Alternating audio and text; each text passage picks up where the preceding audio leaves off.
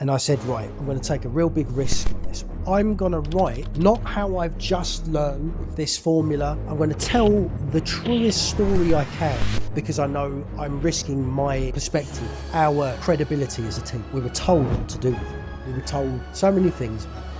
The beauty of it is that it taught me a real big lesson, and that is burn in the eternal flames of hell.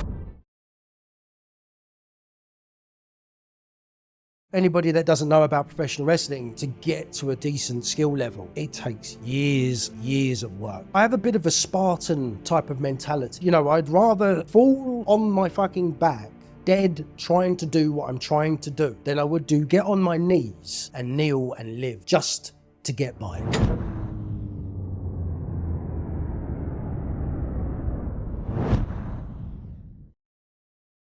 Oh, right. We're filming.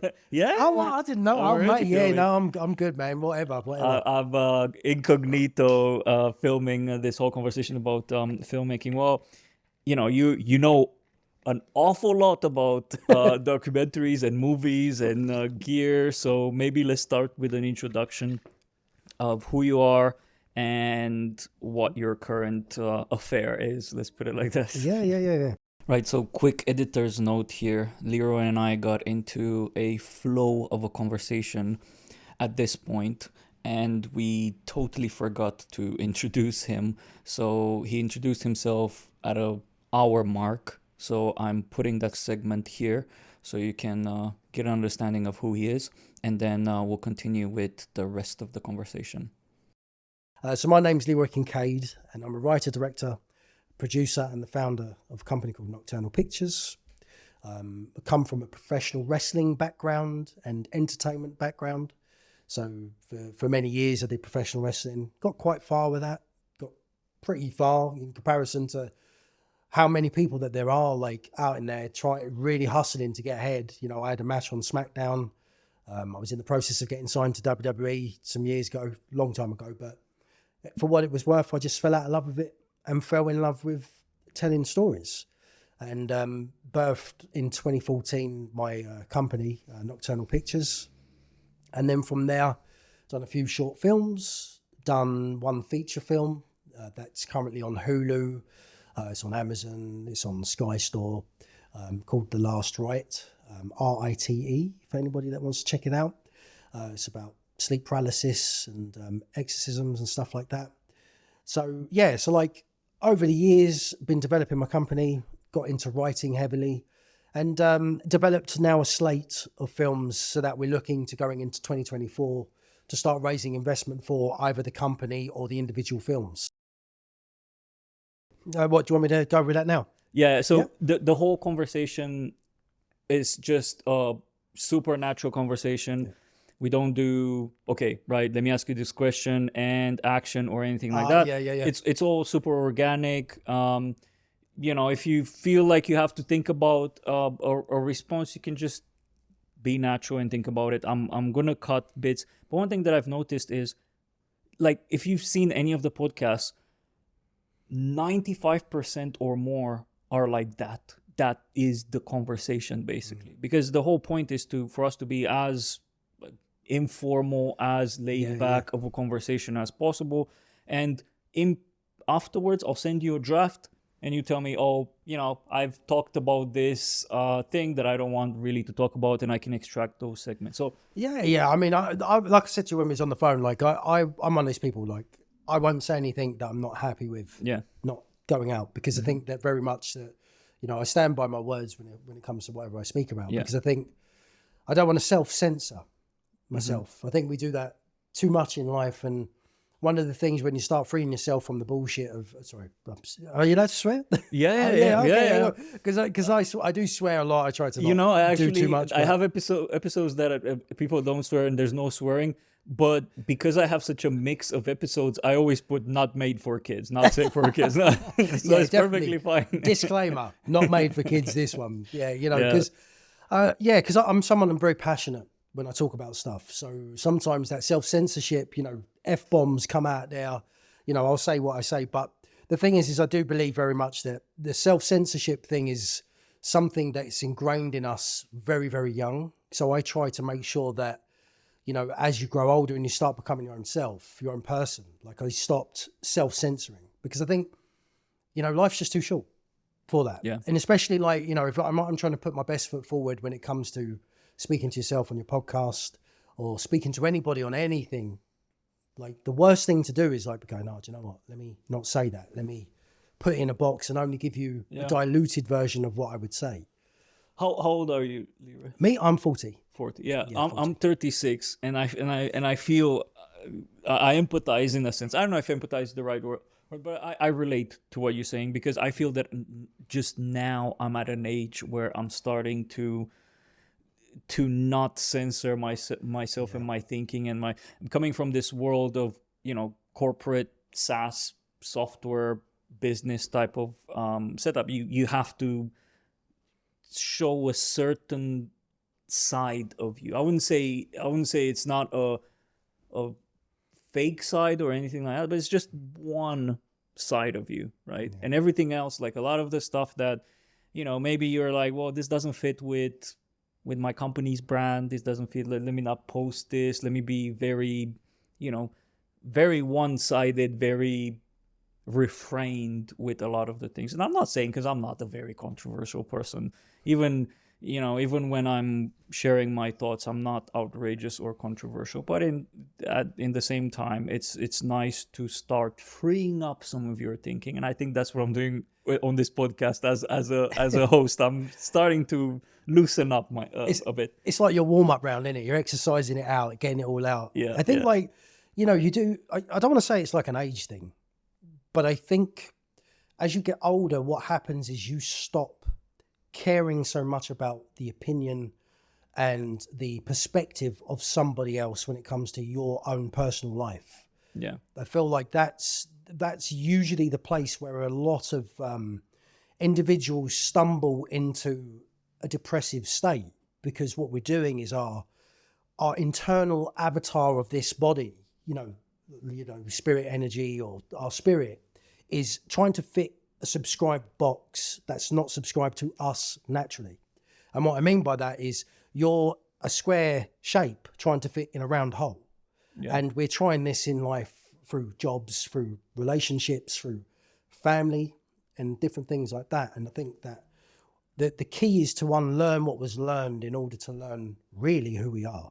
And to get to that little point now, you can do it at a younger age. I definitely would say I was more of a late bloomer, for sure. I was definitely more of a late bloomer. I would say 2010, 2011 was when I started just making different choices. I started doing a lot of internal work. Started learning about like Bob Proctor's the perspective and ethos on life. I don't know if you heard of Bob Proctor. No, I was going to ask what that is. I don't want to say Bob Proctor was like a motivational speaker, but he was more like somebody who I guess would share a perspective. Is he British? No, he's Canadian. So he was on, have you seen the book or seen the movie called The Secret? Yes. Yeah, so he was one of the speakers on that. Oh, He was okay. an older guy with grey hair, glasses. Talks about the law of attraction, or an aspect of the law of attraction. It sounds quite familiar, yeah. Really, really phenomenal stuff. But just some of his practices and some of his teachings just really got me from a younger, well, not a younger age, but at an age where I felt that like change was needed.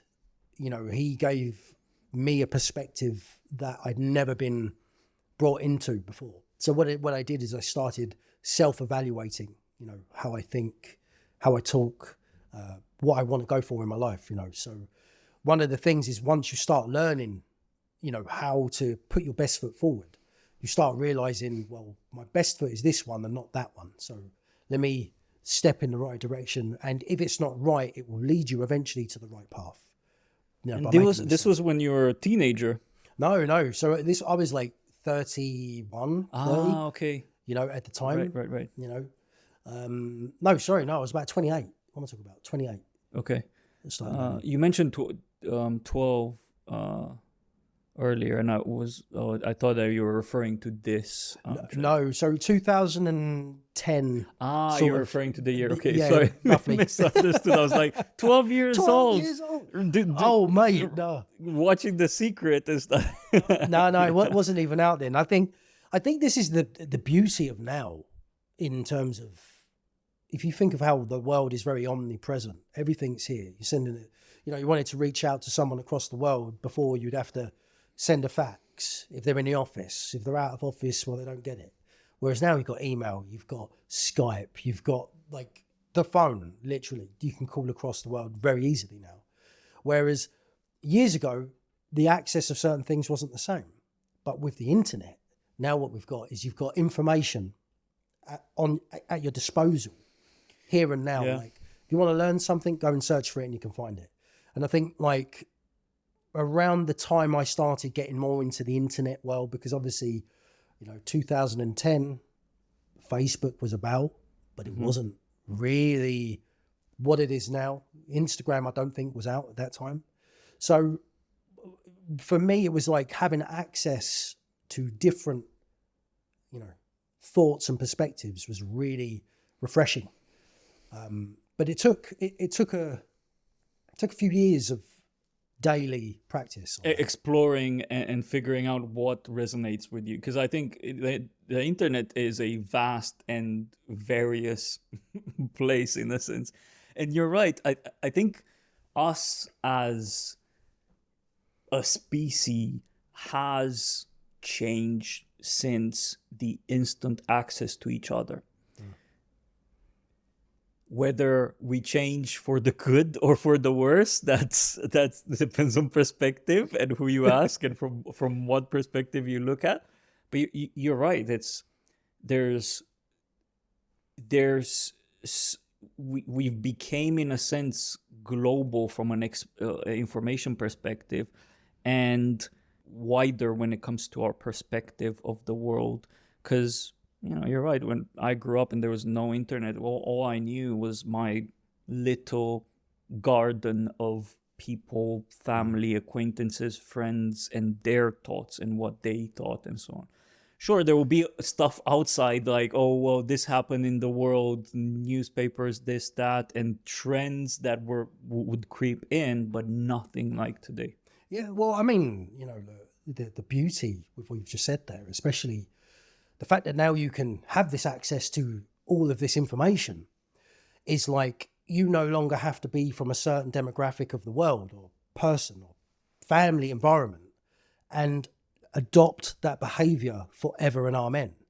Because one of the biggest things that we have to do in terms of freeing ourselves mentally is we have to ask ourselves, which direction do we want to go in our life? And a lot of the time, some people will be born into the right environment where their family do business and their family have money and their family have all these different things.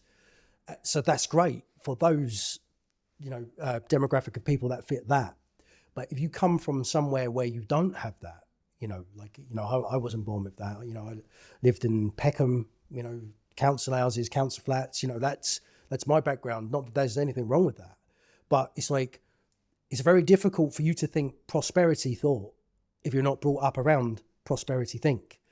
And that is where the perpetual cycle of the figure of 8 keeps us trapped, because it's like that infinity loop. You can't get off the carousel until you mentally are stimulated enough to decide, I'm going to get off this motherfucker and I'm going to do shit the way I need to do shit. But the issue is when you don't have any point of gauging your north or south, so if you're in a family where you don't get told you can be anything, you can do something, or you can be this, you don't have any idea on which way to go. So now the internet has freed us up to be able to decide we can tune into something very good, or if you're very much like somebody who's easily swayed into scrolling, we've all done it. You all have a moment, you scroll and whatever, and before you know it, too much time goes. I think that's what I wanted to mention just now. It is a blessing and a curse. especially with algorithms nowadays, where you're fed the, you know, the same food that you enjoy eating, in a sense, right? Metaphorically speaking, because, you know, I used to think that anyone can do anything. When I was younger and foolish, I was thinking to myself, well, I came from a impoverished area, like similar, like council flats version of Eastern Europe. Um, my family split apart. I grew up with my mom. She had nothing. She left to work in Italy in order to be able to sustain me and my sister, as in for food and so on. And I had periods where I was literally homeless. Like I've had nights where I would sleep in a staircase, like a stair area of a building block. And it's probably the first time I ever admitted it on camera. And because I was able to navigate myself out of that, I felt, at least in my early 20s, that anyone can. But as I grew older, I realized that that's not always the case. At what point did you decide enough's enough? Like, was there like a catalyst point where you was like, oh, do you know what? It's time for a change. Like, was there like a one thing that done it, or no? There's at no point that moment, because I've always had this curiosity aspect, and I've always wanted more. I always wanted different. I've never really felt very comfortable where I was, not necessarily from a financial perspective, but from a cultural, from a lot of ingredients perspective. You know, and moving to UK has a lot of flaws. Don't get me wrong, like it's a flawed place. But coming to UK, living in Edinburgh, in Scotland, sorry, for a while, then coming to London, it felt more like me. It felt less. I felt less like an imposter, or like not fitting into a certain society, certain culture, certain behaviors that were happening back home. And then of course the poverty bit as well. But it's like I've always tried. Like I've started exploring the computer when I was a teenager and playing with like Fruity Loops and tools for music editing and photo editing and so on. And I wanted to do something. So I don't remember a day when I was, no, I need to change what I'm doing. But I can see, because I was in this environment where I had a lot of friends that would just go and do bad things and party and drink their minds off, and then next day go and do bad stuff. You know, Romania was like the biggest cesspool of hackers and card stealers and fraud and all of that stuff, and everyone around me was doing that, and I was a computer nerd and trying to do more creative stuff. Yeah, anyways, but that's the long story short, to make it snappier. When I came here, I was a bit ignorant around. I was saying, oh, everyone can get themselves out of stuff. I stopped believing that as I grew older, because there's this vicious cycle of the world that you exist in. Not only that, even with the internet and with today's algorithm, where you're fed, if you consume something of some sorts, you can, like, the internet will double down on that. Facebook, Instagram, everything. So you're still stuck in that loop, but in the digital loop this time, because you continue to consume. So you don't see, you have these echo chambers where everyone thinks the same, everyone's the same, everyone's hating the same thing, everyone's applauding for the same thing. So, and you're stuck there because you don't know anything else outside it. There are people that exit that and start exploring. Oh, I like music. I love composing. I love, oh, there's software that I can do. I can download it. And they start moving away from that endless loop of being stuck. But it's not on one's self shoulders to do that specifically, right? Because it's not like not everyone will be able to. No, that's the irony of life, though, isn't it? It's like we can be anything we want to be, but not everything is for us in the world, right? So, like, if you're an artist, but you end up going down the career path of working in a bank, but your heart is speaking art, but you can focus on business and you can focus on those other things. Not that that's wrong. But sometimes we're denying ourselves because we just believe we can be anything. And the reality is we can be anything, but at the same time, not everything is for us, which means there's certain things you're just going to take to more naturally in this world than others. And we got strengths and we got weaknesses. But I believe very much in your strengths. You double down on your strengths. You make sure that that's the area that you excel at. You're going to have weaknesses. There's other areas that you could focus on and get stronger in. But I think there's certain areas you don't need to. As long as you can be resourceful enough to start getting the right people around you or other areas of your personality and nature guided through others, you can sort of collaborate and build on stuff. But it takes a lot of work. It takes a lot of self-work. Like, you know, it's an absolute fucking marathon, you know, because nobody gives you the rule book of your life.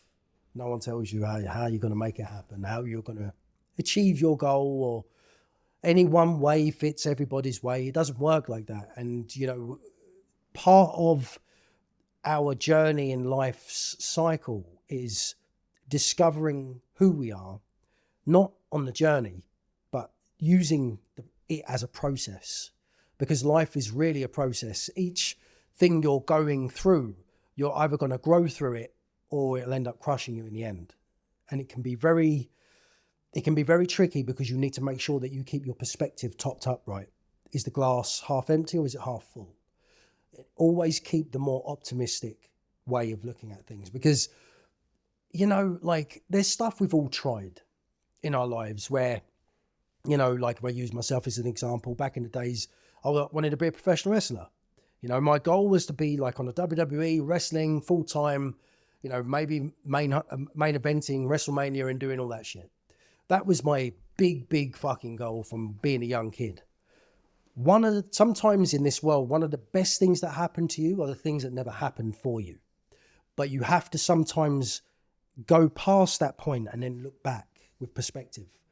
So had I asked myself now, like, you know, if I'd have been that wrestler that I wanted to be at that point in time and excelled to the heights I wanted to, the individual that I am now, I wouldn't be. Because Yeah, of course. part of one of the reasons why I never got as far as I could have got in that sport was because I hadn't developed on me enough. And sometimes you get too much too soon, which is just as bad as too little too late. Now that's one of those things where perspective is going to give you that perspective to be able to look back and go, do you know what? I'm very comfortable, but I'm also very happy at the fact that I didn't do what I wanted to do back then. But there's this point of, like, in life cycle, you know, a lot of us can get caught up in regret. And the key is like to not live in the regret of what didn't happen. Yeah. You got to live in the prosperity think of, well, that was a no, but that no led me much closer to this yes. You know, and I think, like, you'll never know what's capable of you. You never know what you're able to do until you stretch beyond your natural ability to want to desire more. So I said a word just then, like, you know, being comfortable. I think one of the things are, like, comfortable, you shouldn't really ever be. You should be happy, but you should look to always have discomfort and dissatisfaction in you somewhere. Because when you're satisfied too much, you'll never sort of push for more. It's really easy just to get too comfortable. I think Getting complacent. Yeah. I do believe, though, very much so, you have also got, whatever you do, whatever you fail at, part of us growing and part of us becoming better and stronger and more than who we was yesterday is through embracing those elements which could be deemed as a failure, but they also help encourage you to be better, because what it does is you only ever fail when you stop. You can change direction. Yeah. I think this is very important. Like, you know, when we say like, oh, you know, we could be anything, you know, people can be pretty much anything, but as I said earlier, not everything is for us. So when you sort of look back with perspective and you're like, right, okay, I failed at that, but was it really failing? Because what I did is I took my focus energy and was like, I got what I needed from that. Now I'm on to something else where I can apply what I learned from there and bring it over into the new business. Yeah. And I think like that's the thing that lends itself to the development of skill sets. So you have a variety of things that you can now call on to help make you more of a productive worker. I talk about this on a lot of the episodes about my many businesses failed. And I had a couple of people pissed off at me saying, like, stop fucking saying that you failed so many times. I hate that word. These aren't failures. These are occurrences that helped you understand who you are and discover yourself and change and improve certain things and so on and learn from it and become who you are today. So if you're regretting those events, you're regretting who you are today. And the reality is, you know, I call them failures. I don't regret any of it. I've never, you know, yes, I've suffered. I've been in a lot of situations like, you know, many people that come over. But I don't regret it, like, because I am today. You're right. You know, I had the same situation, and where I was in high school, ready to go to uni, and I really wanted to go to a filmmaking academy and basically university and so on. I wanted to become a director. I was writing scripts and so on, and I didn't have the money to. Because I was poor at that point. Like, my mom can't really afford to pay 30 grand was back then for university in Romania. It was a ton of money for my country. And I couldn't go. So I had to go a different path. If I would have done that, I would probably not be here today. Like, I would maybe be someone completely different. And I might fail and crash and burn in that as I did in this in the early days when I wasn't experienced and so on. So it would be foolish for me to look back at that and say, boy, if I would have started my career, it would have been so glorious. No, it might have been worse than this and fail more and then pivot at a later date when I was older and start in something else when I was older. So, you know, it's been laid down like this for a reason. The one thing that I would ask is do you believe in this law of attraction, in a sense of and thought and manifestation and things like that? Because for me, I do believe in the whole manifestation thing, not the way some of these gurus put it out there. It's like, just think about it hard and it will come to you. No, but when you have certain thoughts, you're going to play your cards in such a way that you're going to get there. It was the same when, you know, we really wanted to have our own house, Nikki and I, and we really wanted to have 2 dogs. We're picturing that. We were talking about that. And we've achieved it. Did we materialize it? Yes, we did. Was it the way people think that the law of attraction works? Hell no. It's how you take decisions. It's how you think and so on. And for example, with this filmmaking bit, yeah, it never happened back then when I was a teenager going to uni. But I mean, your setup says a lot, right? Yeah, so it is still kind of like an attraction in a sense. Like, I still have that in my being, that attraction towards filmmaking, and I've made things happen a completely different way. Yeah. But you've got to remember though, like I think one of those things that's missing when it comes to the law of attraction stuff, and I do believe very much so that like, you know, whatever we think from within will end up coming from without, from the outside. But the key is like, it's not enough. I don't think it's enough to have a few fancy things on a board and just look at that and go, oh, it's going to manifest, it's going to happen. Because one of the biggest things that's missing in the process of bringing something to life is the action. What are you doing to make this a reality? Yeah. And I think like, you know, the law of attraction works on reciprocation of the action that goes towards what you are trying to attract. You've got to think about the thing that you're in favor of. You've got to internalize being in favor of yourself getting that thing. You know, what I was saying earlier on about like, you know, if you're in an environment where there's deficit talk and, you know, you're not around prosperity, you're not going to think about positive things. You're going to look at where the problem is. So problem. But what's the solution towards what you want to get?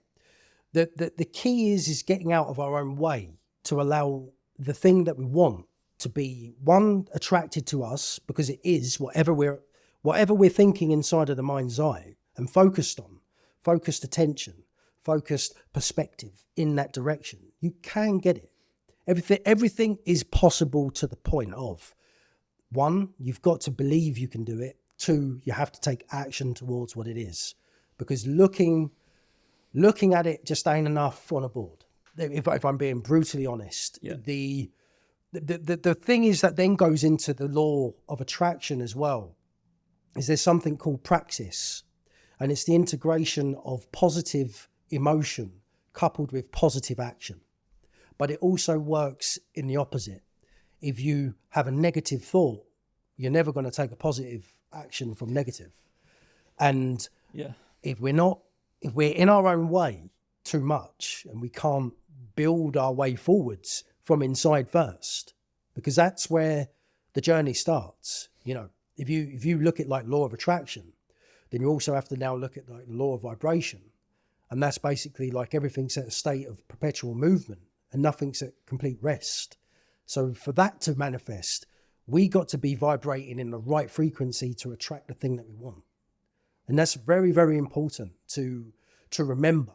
And what's the frequency that you go, okay, what you're vibrating at? Well, that's where it starts within the mind. So we have to go internal first and say, I believe I can do this. But by believing I can do it, I now need to silence something. The silence of the noise outside of my house, be it in my house internally, everything outside has to become irrelevant, because whatever comes in and infiltrates your mind can affect you. Yeah. It can, what makes you think you can do a production like this and have all your cameras around and stuff? Why you? Well, why not you? So being in favor of yourself, you have to believe you can do it. You have to feel positive about what you're doing. And you're going to get days where motivation isn't there. You're going to have days where you're not motivated to do the shit you want to do and what you need to do. But that's fine, because you now know that motivation's not the thing. Motivation's like looking at the board and going, no, I'm going to get it. Beyond the motivation, you now got to develop the skill and discipline to stay focused on the said path. So when you know, the day I don't want to wake up, I'm just going to roll out of bed or whatever, it's a hard day, but you're disciplined enough to know, even when you don't want to do it, you'll do it anyway. Yeah. If you do that for long enough, if you're focused for long enough in the direction, things will manifest. It might not be on your time though. Like that, you know, as a firm believer of someone who believes in God and believes in like, there's life after death and there's all this other stuff in this world, and that we are not just physically here. We're physical beings who have a spiritual essence that happen to be manifest in the human body. If I believe that enough, then I know for certain whatever we do, however we go to do it, we have to believe. We plant the seed on our time for whatever the seed is that's planted, be it your show, be it you want to be a director, a writer, or whatever. If you water the seed enough, your timing is not God's timing. So you won't get it when you want it. That is one of the biggest things that I've learned as I've got older and learn to be more patient, because patience is going to breed a lot more belief, a lot more activity of oneself in terms of the fact that I know I'm competent at now being able to do what I wanted to do. So again, too much too soon is just as bad as too little too late. So you've got to know that your timing isn't the same as everyone else's, and neither is everyone else's the same as yours. I think it's the biggest cause, and I see this with, like, I've been a pure example of this, and a lot of founders do as well. The reason why it's not on your timeline, is because you have a completely skewed understanding what that timeline is supposed to look like. Because how do we envision and want to manifest things? By seeing very shallow images of others' successes, careers, whatever that might be. So you see that very shallow image of that, and in your head you have an understanding of how your life is going to progress towards that. But that is the completely wrong way. The only way you can accurately picture it is if you've done it yourself before. Yeah. Because you've been through the steps and so on. But if someone tells you, yeah, here's my 5 steps to success, that is a complete oversimplification. Or you see this documentary about this person on TV, that is a complete oversimplification of how they got from A to B. So, you make these thoughts and these concepts in your head about what it takes for you to get to where you need to get, and you get smacked over the head realizing that is not the reality of things. Yeah. And the reason why there's so many that call it quits, and I've called it quits a couple of times. Luckily, I've continued to get myself up after getting my head smacked, right? And continue and try. But I had a couple of occasions of calling it quits, was because of that. So people just, no, it's not what I thought. It's not this, it's not that. And I really like how you positioned it. For me, in my head, in order to be able to simplify the concept for me, is having your consciousness and your subconsciousness working together in harmony in order to get you where you want to get. That's what manifestation means to me. Because yes, your conscious puts on the board, I'm gonna achieve this, hell yeah, 2024 is my year, right? Kind of like attitude. Like very conscious stuff. But if your subconscious does not believe you and kind of like betrays you in that sense with you're not capable of doing that. Yeah. You're never going to lift a finger, right? At that point, you're doomed.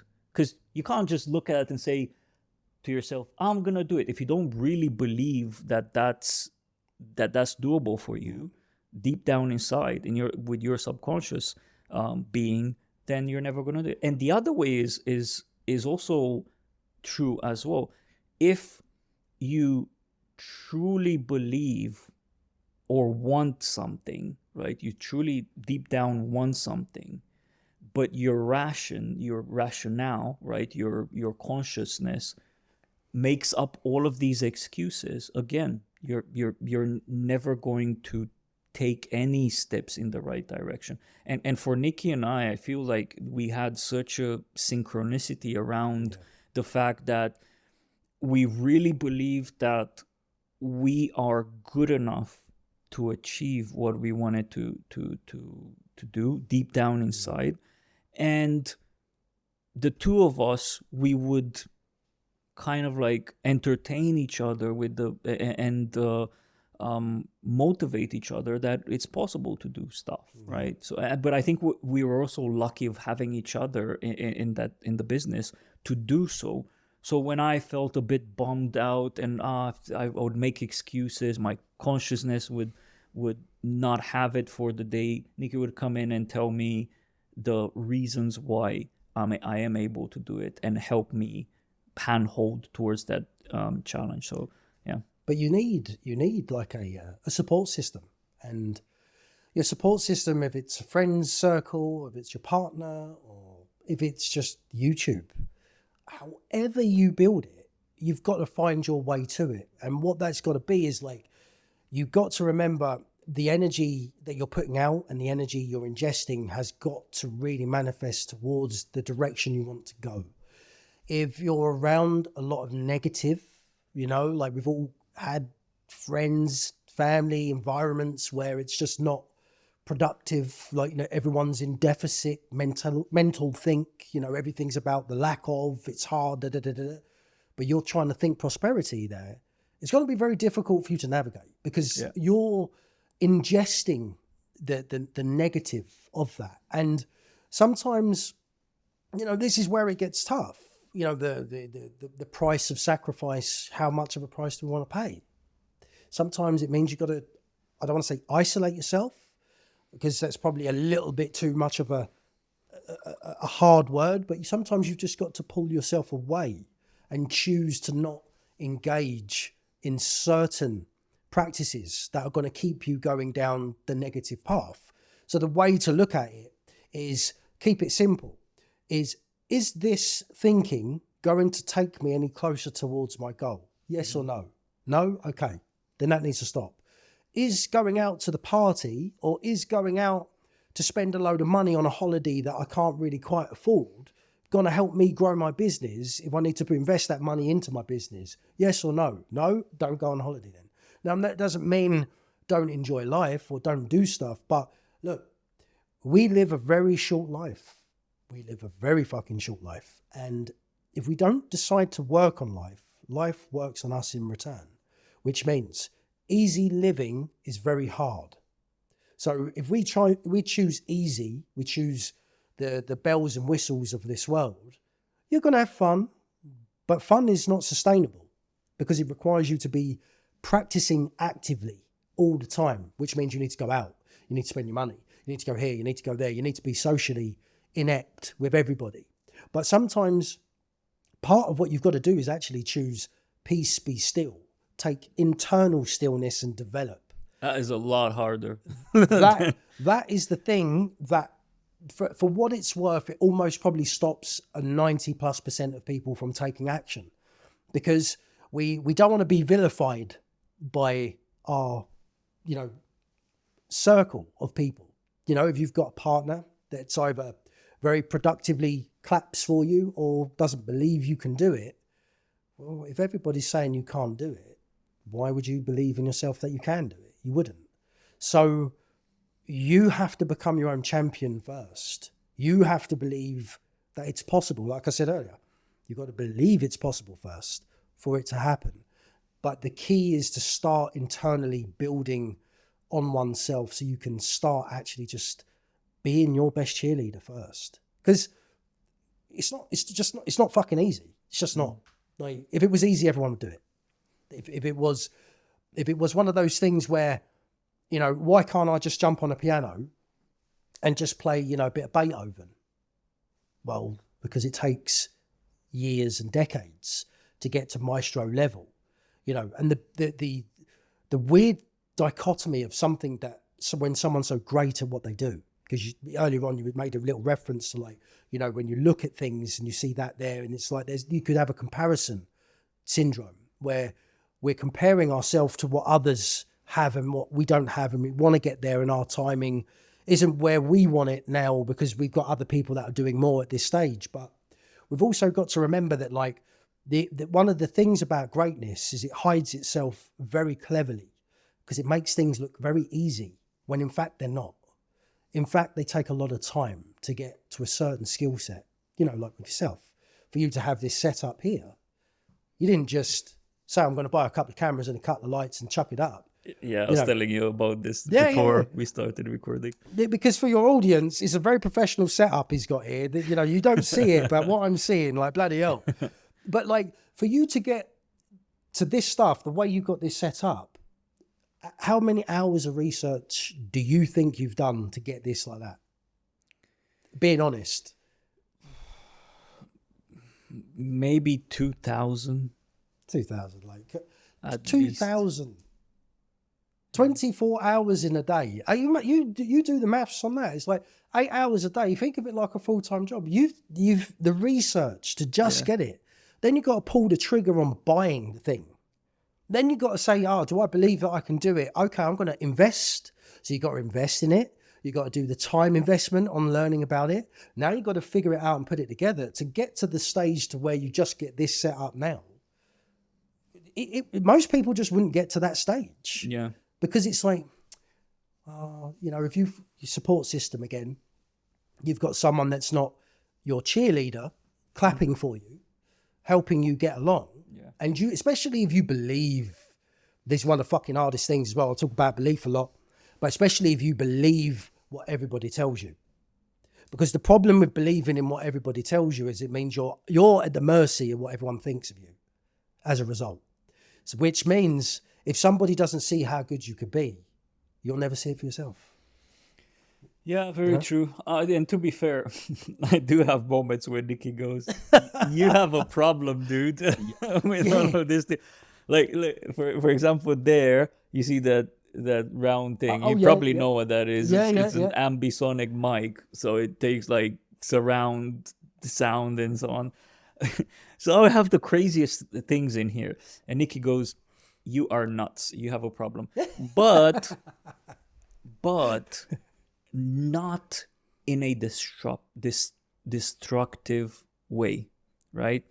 But when she sees all of this and has a bit of an eye roll, she goes, "You better do something productive and of value with this. So get your bum up and start doing stuff, because you've invested so much time in learning about this, and you invested so much energy and resources in buying these things. Like, go out there, do something. Don't and that's in my head as well all the time, this voice of, and this puts pressure on me and pushes me, because you've invested so much, not just money in the gear, but thousands of hours into learning about everything from lights, cameras, and everything in between.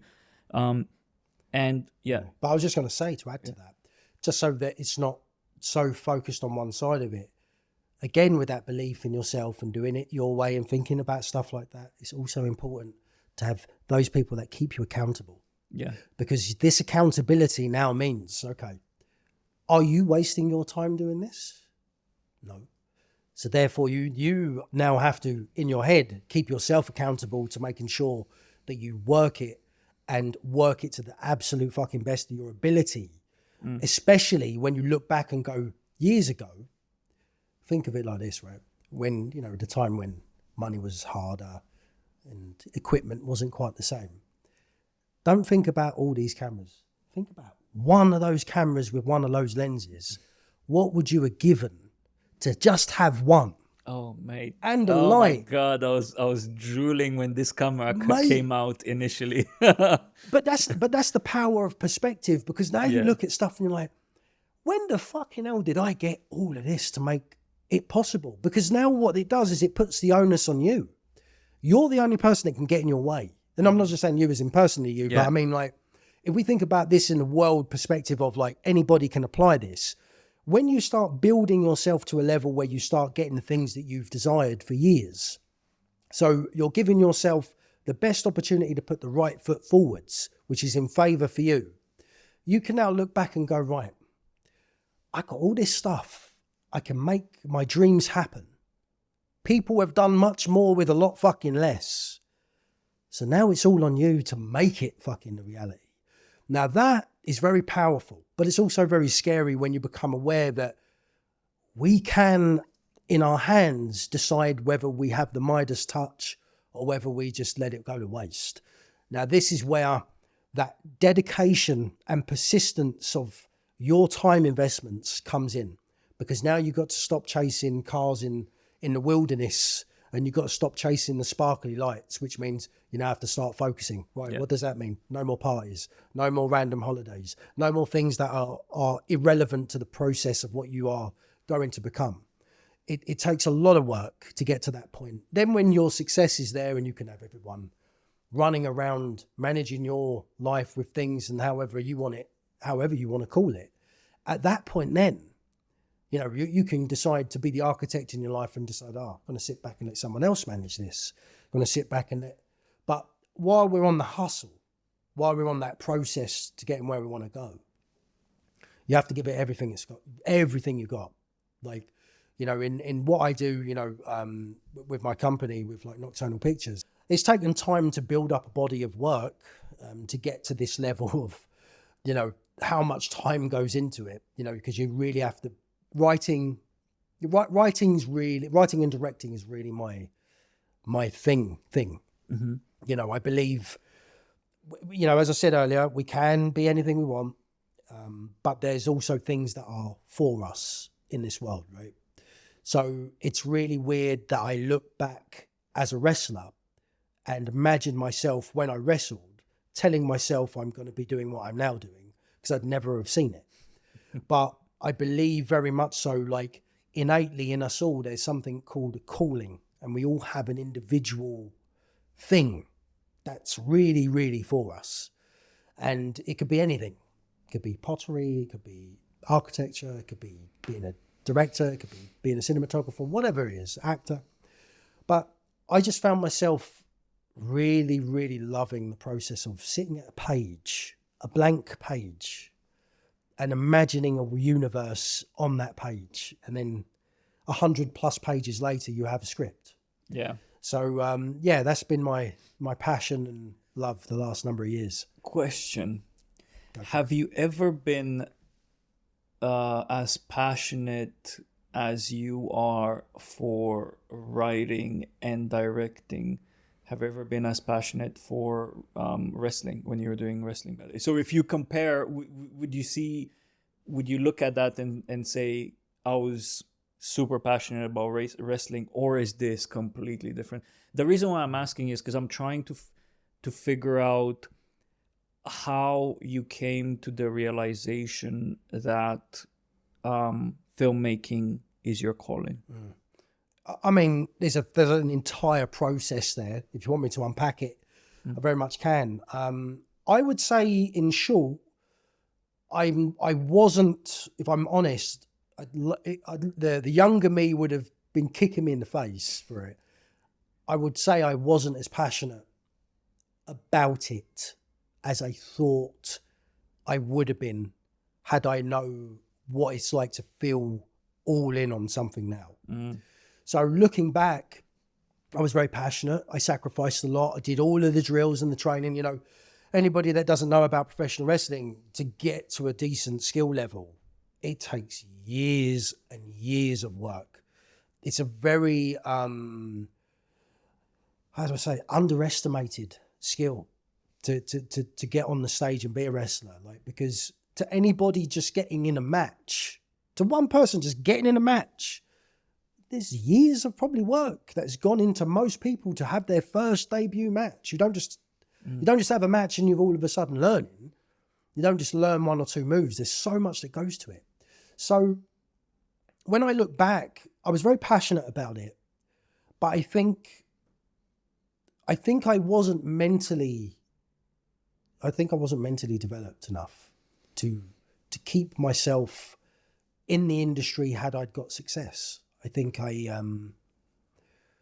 think I would have become lost very deeply in something else. I'm not saying like drugs or anything like that, because I don't do that, but I think I just would have not been the person I am now had the success that I desperately wanted back then happened. So in hindsight, looking back, I'm thankful that it didn't happen, because I can now navigate life as somebody that's deciding to make shit happen, not waiting for someone to give me an opportunity. I think this was the one thing that I always had an issue with inside of that as an industry, was that it's like someone seeing it in you and being like, okay, kid, I'm going to give you a chance to do this. Yeah. And that. Well, because like, you know, in this fucking life, right, you live a very short window of time. You do not have a lot when you really work it out. if all we're going to do is believe that we are all we are today because of what somebody else tells us we can be, when we may as well just fucking not be here now. What's the point? Because if somebody doesn't see your potential, why the fucking hell are you going to get anything from it? And I think like that was my thing back then. I was very passionate about, I was doing moves for my size, like, you probably can't see on the camera, but like I was about 16 stone. I'm about 5'9". So at that height, that size, the frame, the moves I was doing, not many people were doing it that were anywhere close to my build. A lot of people, I mean, not the tallest, but, in terms of like physical stature, like all the moonsaults and the flips, and I was compensating for my skill set. I was right, I'm putting my skill set out there, but yet I wasn't doing the behind the scenes stuff, which would allowed people to have favor over me, right? Yeah, and kind of like the politics of it. Yeah, and I will say, I'm not in the industry now, but it really fucking pissed me off, because it's like what it did was it isolated your potential because you weren't judged on your potential. And I think this isn't just wrestling. It's in corporate it's world in everything. So much. Like if you kiss ass, you're gonna go a long way. It's in everything. And I think like, I have a bit of a Spartan type of mentality. I would, I'd rather fall on my fucking back, dead, trying to do what I'm trying to do, than I would get on my knees and kneel and live just to get by. Like, I do not see the point in that. I would rather go, right, if I'm going to go down on my spear of destiny, it's got to be this way because I believe it, not because anyone else does. And that's me now. But instinctively, I felt like this, but I didn't have the intellect to know where I was at. And I think sometimes, like if you look at, I think it's a king cobra. I think when king cobras are hatched from the little shell, they become technically at that point in time when they're really newborn, one of the most venomous snakes ever, because when they bite, when they're born, they're already super venomous. Yeah, they're already super venomous, but when they're born, they don't have the ability to not just keep injecting you. Mm-hmm. So the volume of venom you'll get from that little baby is times 20 what you would get from the adult. And I think sometimes we're like this in life. We have all this perspective. We have all this thing. We're charged. We have an energy. We know what we want, but we don't know how to get it, but we're trying to figure it out. Sometimes that excitable energy is good, but sometimes, again, it might be too much too soon, because you've got to be processed for you to progress, right? So you need to know yourself to be able to get to that level. Now, there's things that I learned. I like what you said, for the asterisks. You have to be processed in order for you to progress. That's a good quote. Yeah. Well, because you can't know who you are until you've been put through a few tests, a few life events, a few business opportunities that didn't work out or whatever, so that you can now start navigating yourself accurately towards your purpose and your perspective of what you're going for. And it's very tricky, because in today's world, we all want it tomorrow. Now, actually, forget tomorrow. Right now. That skewed picture of what it takes, yeah. And it's not, the path to one success isn't for everyone. It's like it's a very lonely road. A lot of nights you're on your own. A lot of nights you ain't with people. If you're happy to sacrifice, then the greater the sacrifice, the greater the reward. But sometimes you've got to remember, so one of my things that I believe in very much so is I have a bit of a life quote that I didn't realize that I lived by it until my partner Chloe asked me about it yesterday. She was like, what if you had a quote, what would be your life quote? And it's, belief is for the place where the eyes fail to see. And this is because your potential, your individual potential, nobody knows what it is, but you have to trust in yourself that the journey and the process is worth the sacrifice of you getting to where you want to go. Because it's not just about the journey from A to B. It's that process of who you're becoming between now and where you want to go. To get to that point, no matter whatever happens in this world, or however people believe in you or don't believe in you, or say you can or say you can't, your belief is for that place where everybody else can't see your potential. Because if you lose sight, I lose sight of where I want to be, of where you want to be, you're done for. You have no north or south. It's almost like if I blindfolded you and I took you anywhere in the world and dropped you off with a map, it doesn't matter, because you don't know where your north or south is at that point where I've dropped you off. So therefore, we need to know where we are in ourselves at all times. And to do that, you have to believe in the place where everybody or everything else's eyes fail to see your potential. Keep on building. Like I will live and breathe until the day I die with that, because it shouldn't be anybody else's job to tell you who you are. You have to find that. So you've clearly developed this way of thinking, and you're talking about, in your early 30s, looking at The Secret and so on. How was Leroy before you getting to that point of? Leroy before was probably very troubled, with all love and respect that I have for the younger version of myself. I probably rubbed a lot of people up the wrong way. I probably had my passion misconstrued as arrogance, I think. I definitely would say that. Because, I learned I was like mid-30s, I found out a few things which was really interesting, and it explained a lot about me as a person that I was and am.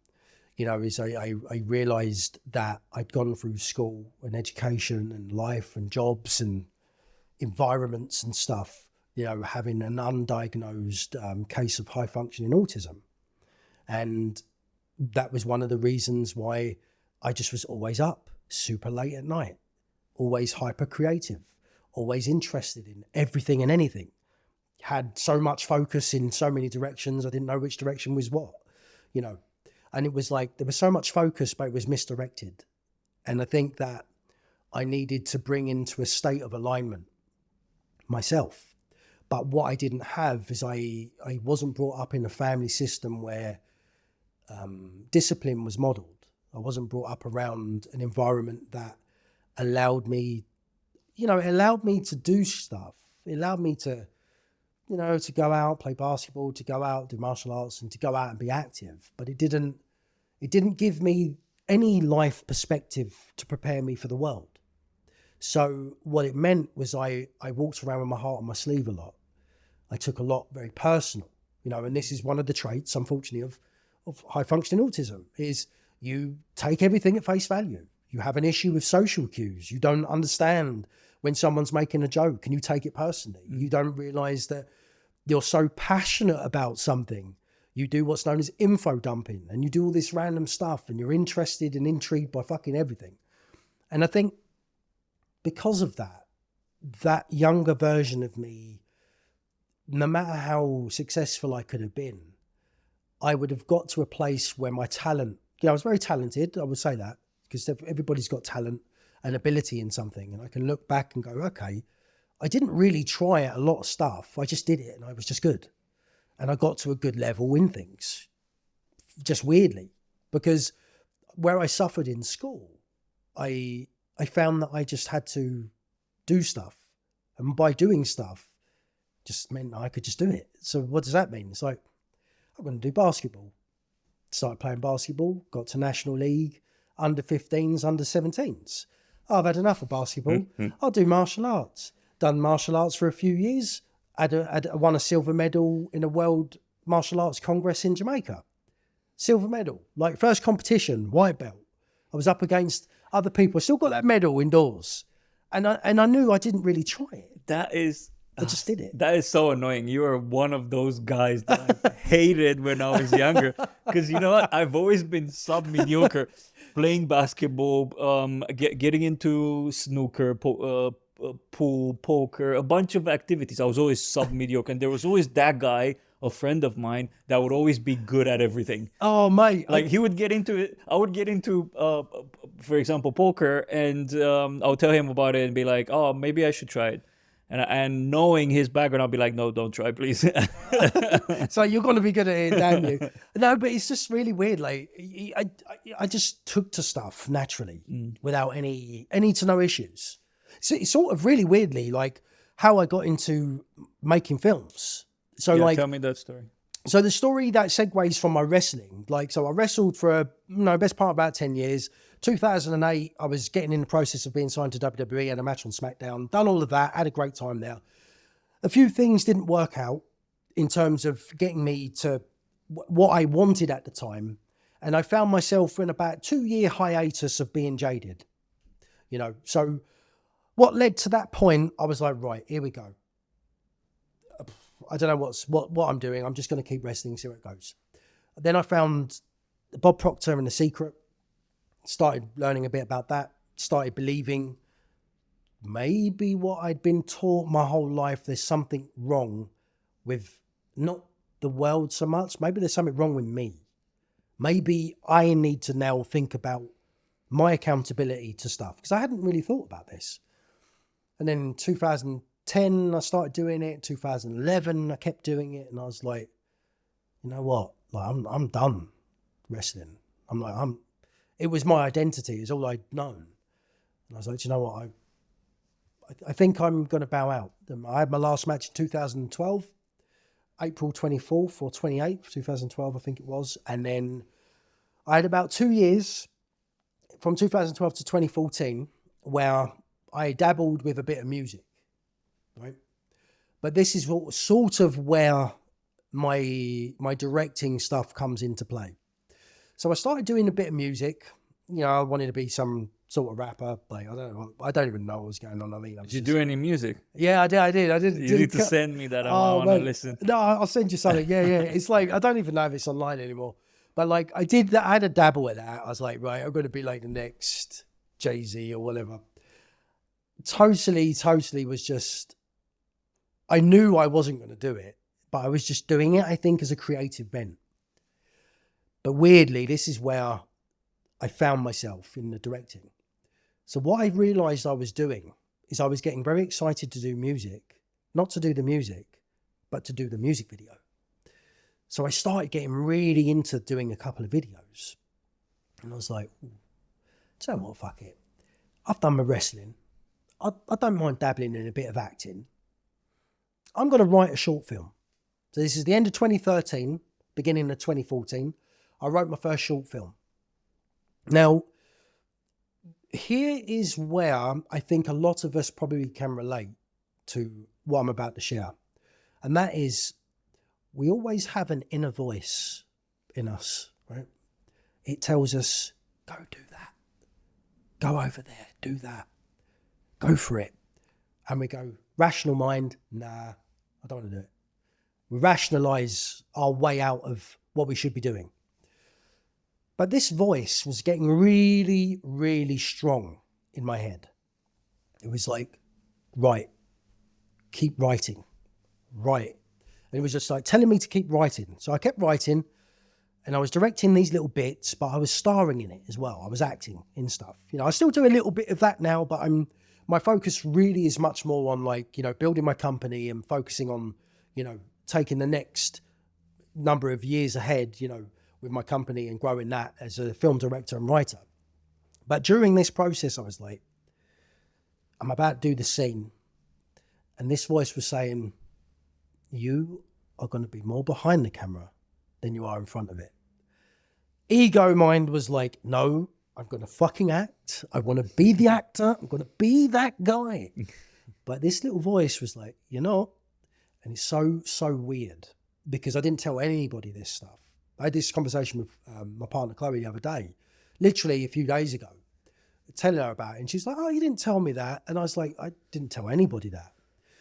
Now, when I stopped focusing on putting me there, it's not about me. It's about finding beautiful, creative people that love their industry, that want to do more in their industry, that maybe through one way, shape or form haven't been used to the best of their ability. And I love finding talent in people where they have never been shown or had the opportunity to shine. So I loved finding new actors, new people that haven't worked on much, come to this.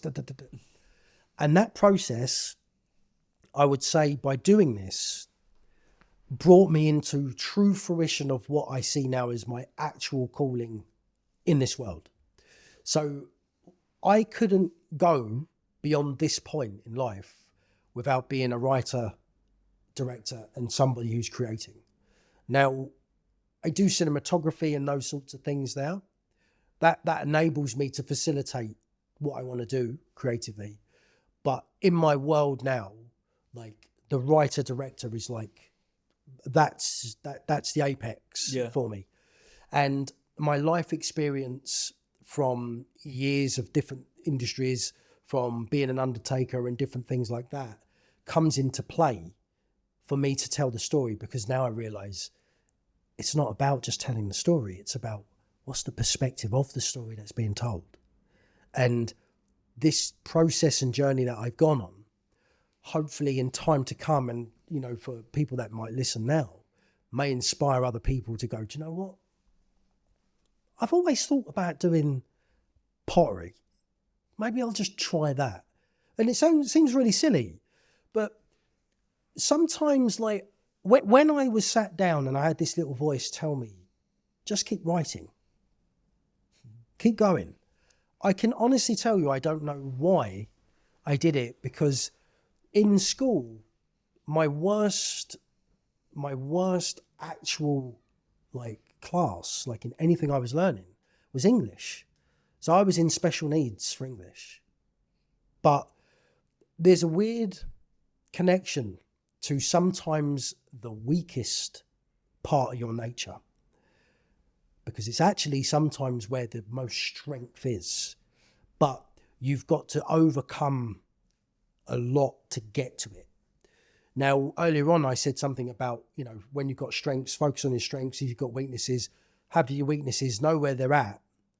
But this is something different, because the thing that you don't think is for you might be the thing that's most for you, but you can't see it, because you need that process.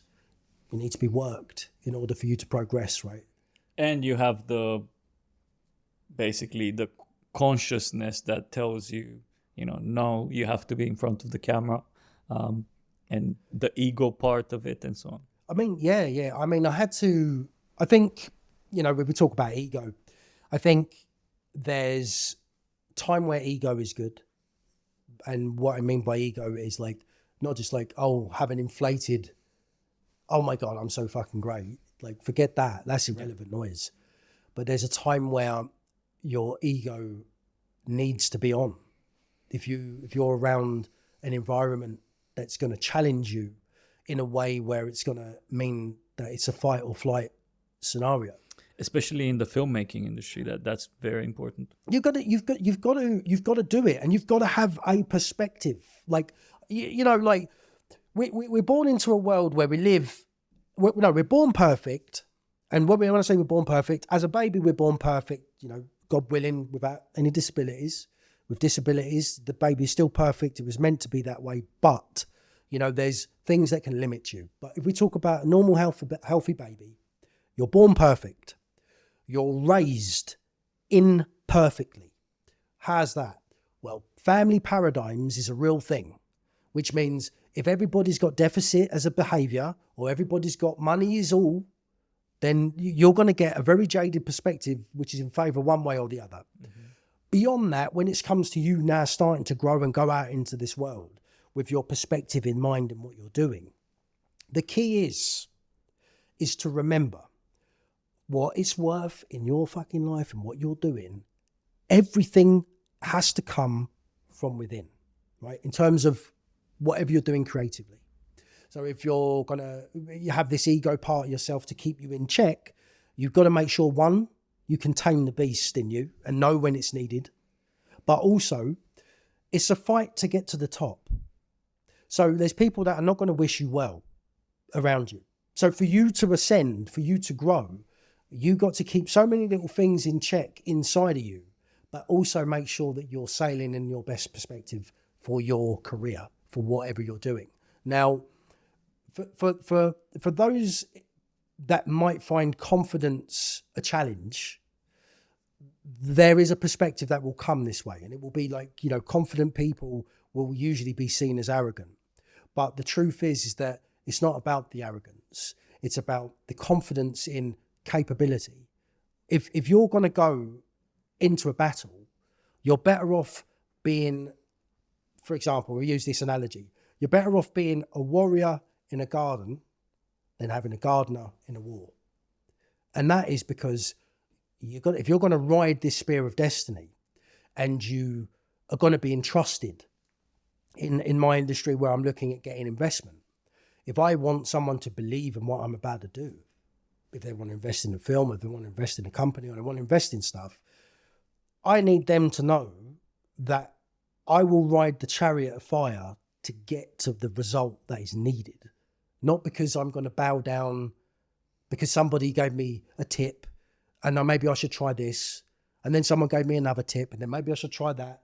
And then someone gave me this advice and then maybe I should do that. Because what happens is when you lose sight of perspective, you start now having a stew of thought. And unfortunately, there should only be one captain on the ship. You can have like a stand-in captain, should you need, if the captain has an issue. But I wouldn't want, if I was on a plane flying to wherever, I wouldn't want the stewardess from the bottom, dolly pushing the trolley up, going to the captain saying, I think you should take a right over here. I wouldn't want Jonathan sat down on row B, seat 11, going up to the pilot saying, I've got a good plan. I think you should try and we all know what I mean, because whenever you're trying to build yourself and try and work on stuff, everybody's got the right idea for what you should be doing. And this is what I mean by we're born perfect and now we're raised imperfectly. So I'll come back to that. Because what happens is we have too much of everything else going on here. And then we go to school and then we're taught an educational system that makes us believe we are only as good as school tells us we're going to be. Now you have the merit system behavior, which means you will only believe anything's possible if somebody tells you you can do it. That for me, there could be some people that would highly disagree with me on this, but I can't subscribe to someone else's ideology of how I should live my life. I just can't. Yeah. And I think nobody should, because nobody, I don't, we're talking here, shooting the breeze about cameras and stuff, but I don't know your true potential on how far you could actually go. You yourself, you don't even know it. And that's because you haven't got there yet. But this is what happens is remember, I like analogies, right? So this analogy is really important. Boats don't sink because they're on the water. Boats sink when water gets inside the boat. If we are a boat on water and we're letting every wave crash in, don't you think you should do your podcast like this? Don't you think you should try that? Don't you think I don't know why you got that camera, buy this camera.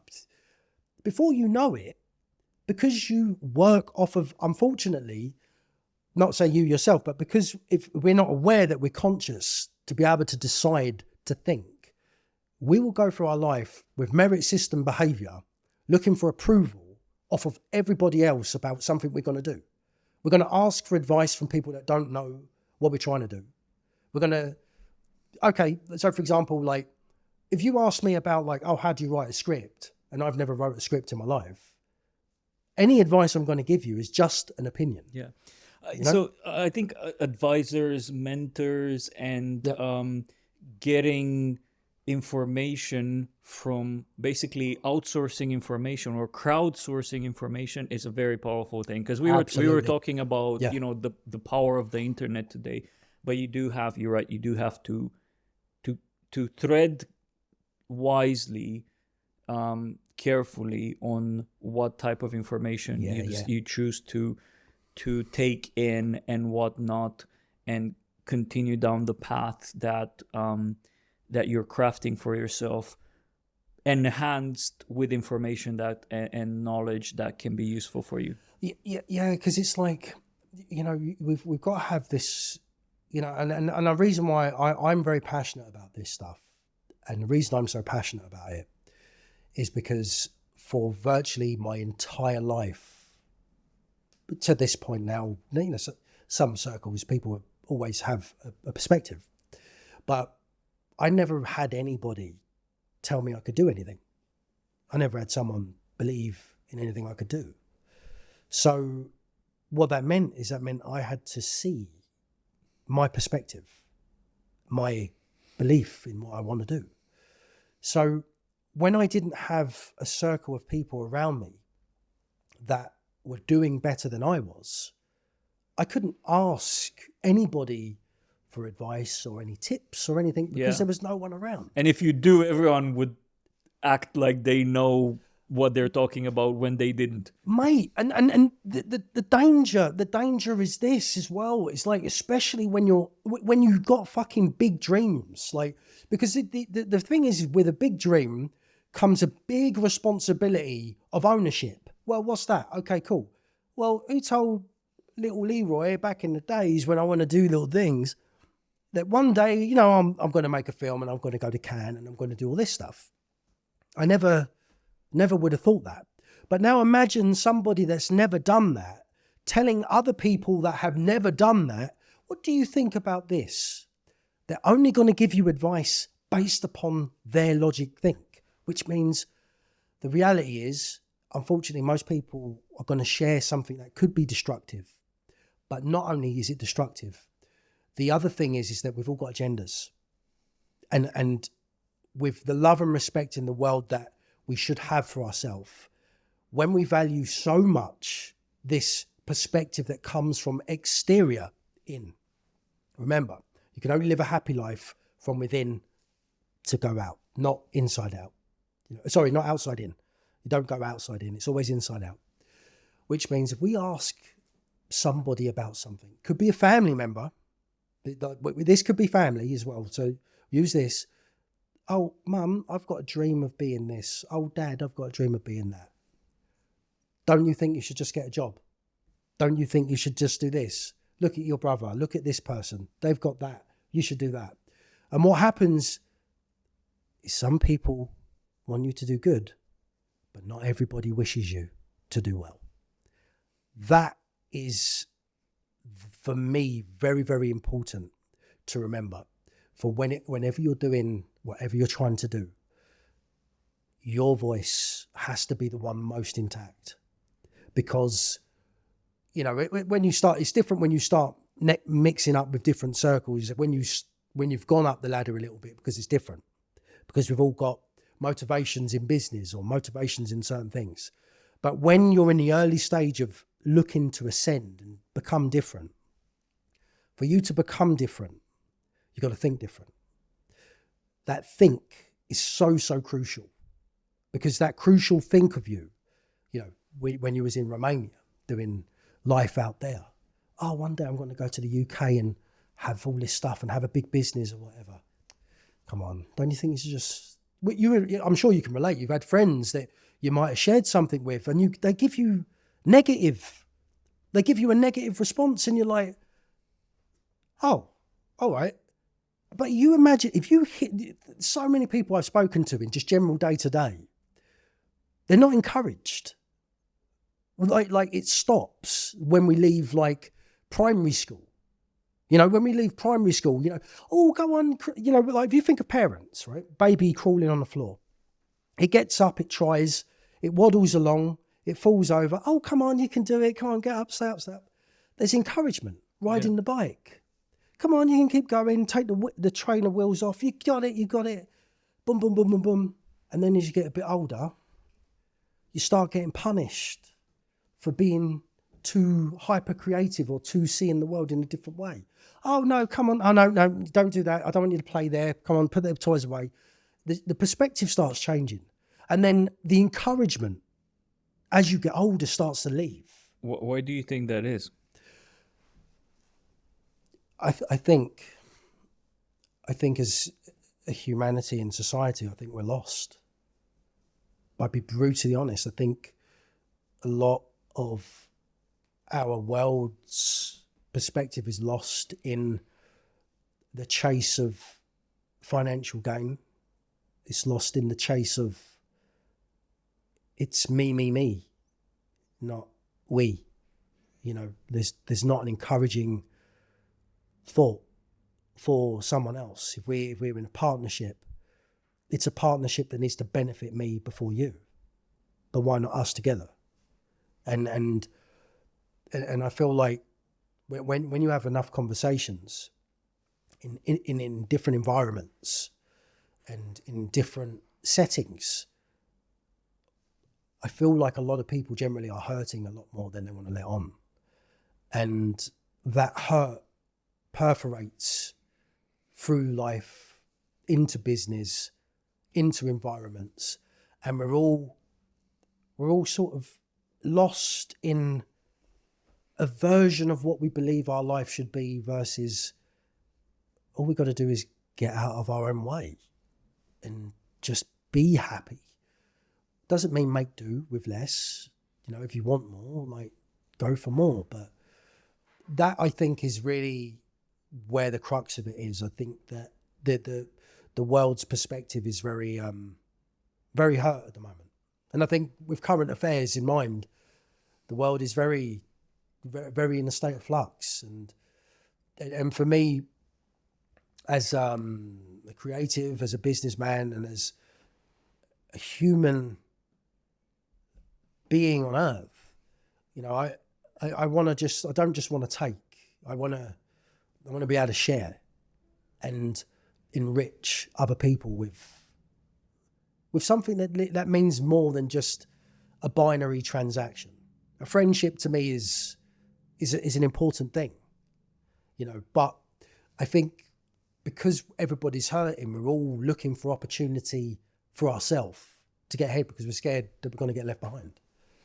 You know? So, with that, aside from that, what is your biggest desire professionally, like in the current field or whatnot? Who knows, maybe you're interested in other bits as well, but what's your current desire? How do you look upon the future for Leroy and maybe Nocturnal Pictures? And so my big 15, 20 year plus plan is to see Nocturnal Pictures be big enough they will leave a legacy beyond my life, but also enable other creative people that are like-minded directors, writers, people that want to get ahead in their career, have a chance, have somebody believe in them when nobody believes in them. I want Nocturnal Pictures to become that for other people, so that it would be the platform that would allow the director that never got his chance to get shown the right movie. where was this when I wanted to go to the filmmaking academy and didn't have money? You should have been around back then. Oh man, like that long term, like that is my absolute wish, because it's, yeah, I want to tell stories, I'm going to do my films, and that's going to happen. But beyond that, it's bigger than me. Like it has to, my dream has to be bigger than me. It's not just about me. It's like, can I sow enough seeds for other people to be able to reap rewards from that one night? Had I not sat down and gone, oh, I'm going to think of Nocturnal Pictures. It all starts from a nexus point. And I like the fact that like an individual can affect so many. in a positive light by just deciding to live out their dream, because by other people living out their dreams, they're also enriching mine. And I think like, it's not just, you know, it's a business, so it's got to sustain itself and make money and grow for investment and investment purposes. But I feel like that will come, because in time, somebody's got to be the spokesperson that tries to make a difference somewhere in a business, in a field. And then for me, once Nocturnal's doing its thing, like I say it's long term, it could be any time, but like I'd see myself eventually being somebody who, I'm not saying you've got to be a motivational speaker or something, but I would like at a certain stage to be somebody that shares perspective or viewpoints that can enable other people to feel enriched and believe that they can do something. Because for me, had the internet not been around, I definitely know I wouldn't be here now. I wouldn't be on this podcast. I wouldn't have done anything to this point, because the internet freed me up, because it allowed me access to people that I would never have been able to sit in a room with, because I just not from that background.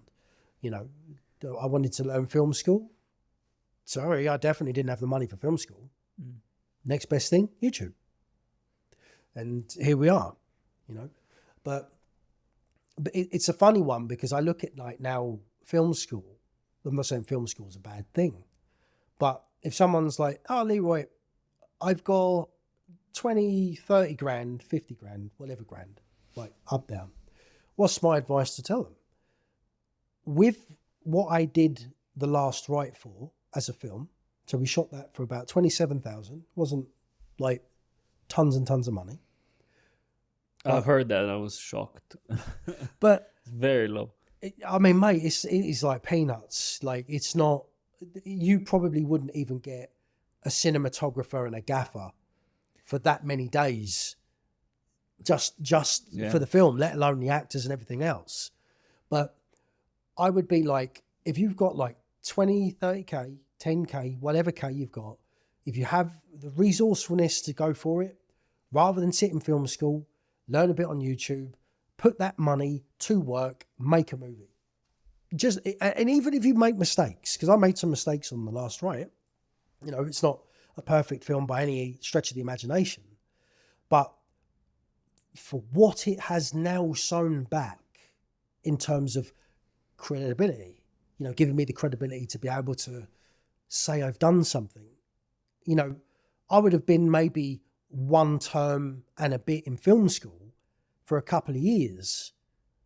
Maybe film school's like 2-3 years, and I would have come out without a film. But you know what? You learn by doing, by practicing.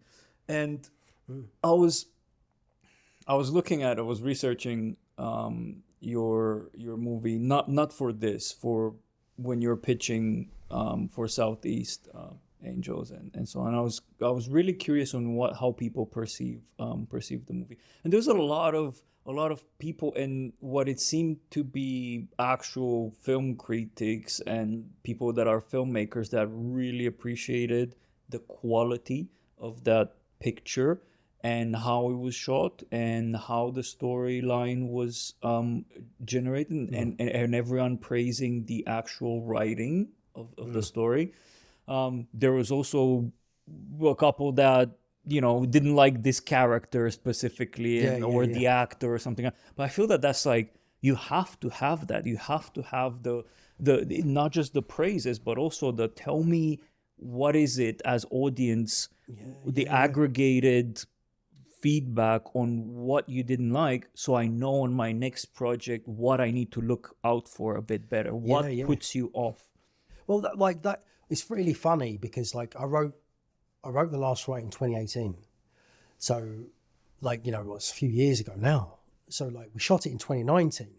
Even still, that's not more recent, but it's still a few years ago. And I remember when I was writing it, I'd recently done a few workshops for writing, for basically being able to like really understand my voice and perspective as a writer. And I said, right, I'm going to take a real big risk on this one. I've just learned all of this stuff, and it's a formula. Certain way, right?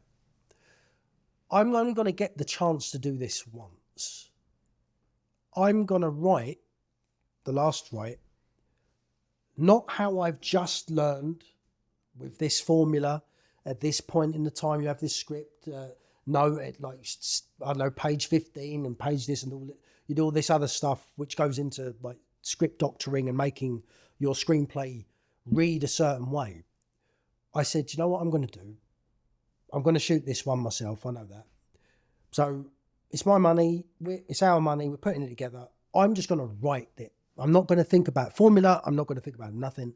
I'm going to tell the truest story I can, minus formula, because I know I'm risking my money, my perspective, our, credibility as a team. So I did that, and that's what I wrote. I got to like page 112 and then skimmed it back a bit, and I was like, right, I'm happy with this. I feel very cool with it. But I was very adamant why I wanted to write it this way, for this reason, because I didn't want to write a formula that felt typical to what Hollywood would normally have you do.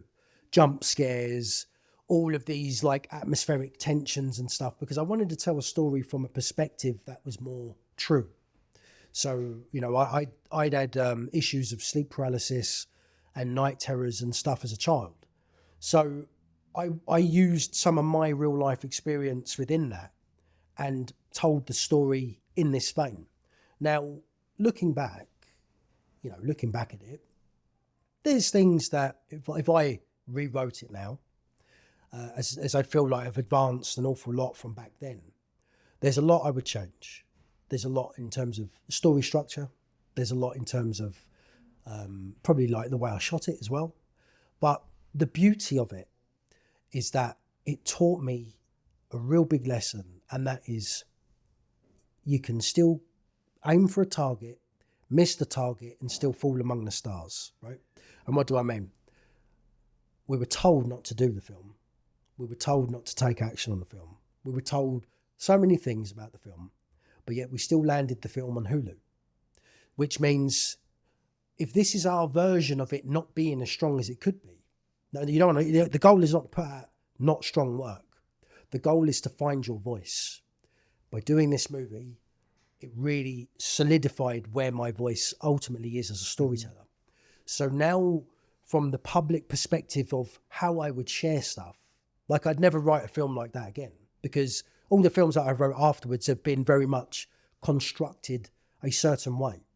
But I'm somebody that I need to find the way to sharing my voice the way I would share it. Not because someone told me, but because this is what is the way it's going to be. Whereas, like, I think fear is one of the things that stops people taking action a lot of the time. Oh yeah. So tell me about it. So I was like, I'm a bit fearless with stuff. Because I learn very fast. Like everyone has a different ability of learning, and some people fear ridicule by people, whereas I don't, because I really just don't let that stuff affect me. But what I do is I do evaluate a lot about where I currently am, because I think that that's the only way you can improve. And sometimes you have to improve by making a mistake. Yeah. 100%. And that's why I think, yes, it is important to show potential and show a great picture, and maybe it's more important in the filmmaking and in the arts industry than it is in software or something like that, where you put something that's a bit more MVP and then you upgrade and change stuff and improve things based on customer feedback. Yeah. But I do think that there's a significant portion of that in filmmaking as well, and Yes. adapting as a director, as a producer, and so on, based on audience. I think this conversation needs to continue. We might have part 2, I want to dig a bit into more around your story and where you come from, the setup, growing up, the struggles and the challenges of building a film production company. We didn't get to touch any of that, but we need to have a part 2 for Yeah, sure. man. Yeah, of course, man. Of course. I'm gonna close it with the ceremonial 3 questions that I ask, and actually the first one you answered already, which was a quote that you live by. Say it again. Yep. So my quote that I live by in all things is: belief is for the place where the eyes fail to see. Perfect. Belief is for the place where the eyes fail to see.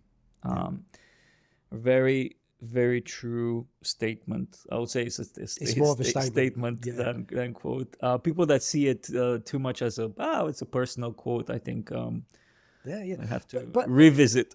everybody will have their own personal viewpoint on stuff. True. For me, it's just, sometimes people just won't see the best of your potential. Yeah. So it's your job to believe in your potential and take action on it. Very true. Book that changed your life? I don't read. It's not that I don't read. I find, because of the schooling stuff and having the high function autism stuff, I never took to reading. Weird Right. that I write scripts and read the script, but We'll take The Secret, Secret. movie as the thing that changed your life, because it does seem like it was like that. And then third, what is a good habit that you advocate for? probably the best habit I would abdicate for would be, it's almost probably like a two a habit thing. One is probably to be your best support system by getting out of your way. Don't overthink things. Would be the vibe on that. Don't overthink. And the other habit would ultimately be just take action. Take action. Take action. Don't be somebody that's second guessing. Okay, be a person that does it. And when I say does it, if there's something you can do now, take action on it. There's, whatever career you're going down, if it means you just research a few things a day, research it a few things a day. But I got into this new think of systematic belief and work on myself by taking action on something every day. Just something small, big, whether it's research, whether it's writing a page or whatever. I got into a state of just taking action continually. Perfect. Well, thank you so much for all of that. And we'll close it off with your gift for the... Oh, it's a gift. Yeah, Oh, there is. A gift. Oh my God. You Got a get blush now. You get a coin. Oh, very nice. It says I'm a misfit and the number 20 because you're the 20th. 20th. Oh, mate, that's a And on the pleasure. other Thank side, you have the misfit. On the other side of the coin, there's the Misfit Founders logo. Oh, mate. Oh, you're a star, man. Thank you very No much. man. worries. Thank you. I really appreciate that. And we'll see you in the next episode for sure. Absolutely. Thank you for having me on.